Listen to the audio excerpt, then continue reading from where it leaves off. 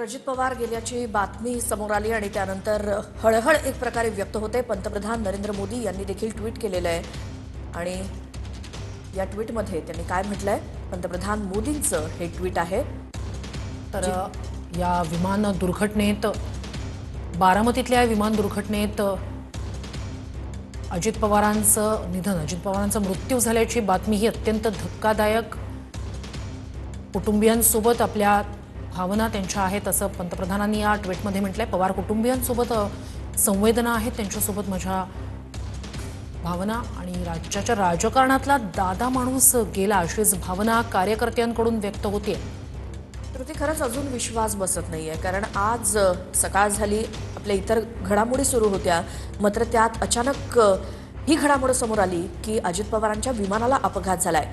मात्र नेमकं काय झालंय हे कळत असतानाच सर्वांचाच मृत्यू झाला यामध्ये आणि अजित पवारांसोबत त्यांचे काही सुरक्षा रक्षक होते किंवा त्यांच्यासोबत जे कोणी होते या सगळ्यांचा मृत्यू झाल्याची बातमी समोर आल्यानंतर राजकीय वर्तुळ काय, अगदी सामान्यातला सामान्य माणूस सुद्धा हळहळलेला आहे ही बातमी ऐकून। तर पंतप्रधानांचं हे ट्विट आहे, धक्का आहे असं म्हणतात ते या ट्विटमध्ये, आणि त्यांच्या कुटुंबियांसोबत संवेदना आणि या अशा प्रकारच्या धक्कादायक निधनानंतर त्यांच्या कुटुंबियांना धैर्य मिळो, त्यांच्या सोबत माझ्या संवेदना आहेत असं ट्विट पंतप्रधान नरेंद्र मोदी यांनी केलेलं आहे। अजित पवार हे असे नेते होते जे ग्रासरूट लेवल त्यांचा कनेक्ट होता, म्हणजे सर्वसामान्य सगळ्यात वाईट घटना महाराष्ट्राच्या राजकारणात आतापर्यंतच्या इतिहासात सगळ्यात वाईट घटना घडली। कारण दादांचं जाणं हे सर्वांसाठी वाईट गोष्ट। माइक को थोड़ा दबाइए ना।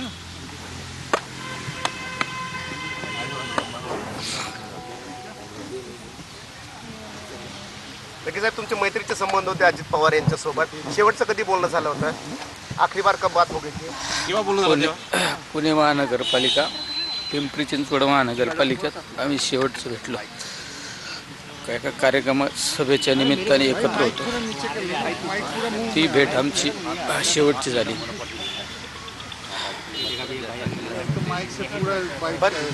शरद पवार यांच्या सोबत तुम्ही आहात, त्यांचे खासदार आहात, परंतु तरी सुद्धा अजित पवारांशी मैत्री कशी जपायची, मदत करायची वेळोवेळीमध्ये? ज्यावेळेस विधानसभेत आमदार म्हणून काम केलं 5 वर्ष, सगळ्यात जवळचा आमदार म्हणून दादांच्या जवळ मी असं ते मला इतक्या मोठ्या प्रमाणात मदत केली। माझ्या प्रत्येक कामात दादा मला कायम ताकद द्यायची। ठीक आहे, राजकीय मतप्रवाह जर वेगवेगळे होते, पण दादांचं त्या दिवशीचं प्रेम आजपर्यंत शेवटपर्यंत त्याच पद्धतीने माझ्यावर होतं कधी पण। आणि ठीक आहे, मी सुद्धा माझंसुद्धा त्याच पद्धतीने दादांबद्दल आपुलकी प्रेम असायचं, कारण एकदम दिलदार माणूस आणि सर्वसामान्य कार्यकर्त्याला ताकद देणारा माणूस होता। सर, तुम्ही हिंदीमध्ये सांगते तुम्ही का? हिंदीमध्ये सर कैसे याद करते हैं सर अजित? आज आपकी क्या मतलब टिप्पणी होगी, क्या महाराष्ट्र के राजकारण में बहुत बड़ी दुर्घटना है। आज तक के इतिहास में ऐसी दुर्घटना नहीं हो गई। अजित दादा का जाना कोई परिवार का नहीं, पूरा महाराष्ट्र का नुकसान हो गया है।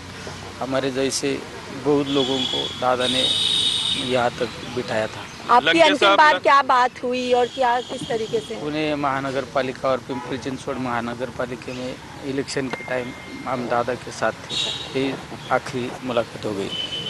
कैसे याद करेंगे दादा? आप उनके साथ लंबे वक्त तक काम किया, लंबे समय तक आपने काम किया, आज के दिन आप उनको कैसे याद करेंगे?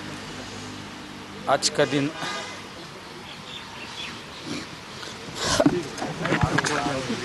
विजुअल जाने